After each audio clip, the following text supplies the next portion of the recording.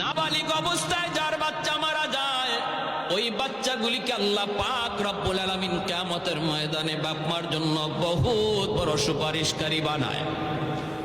বাচ্চাগুলি আল্লাহর কাছে ডাক দেয়া কয়, মালিক, ও মালিক, তুমি আমারে দুনিয়াতে পাঠাইছো, পাঠানোর সময় আমার মা কত কষ্ট করছে, জান বের হয়ে যায় অবস্থা।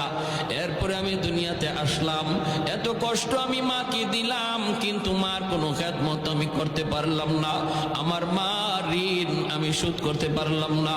আল্লাহ, আজ যদি তুমি আমাকে জান্নাতে দিতে চাও, আমার মা বাবা সারা জান্নাতে যাইবো না, হয় আমারে বাপ মার সাথে জাহান্নামে দিয়ে দাও, হয় আমাকে আমার বাপ মার সাথে জাহান্নামে দিয়ে দাও।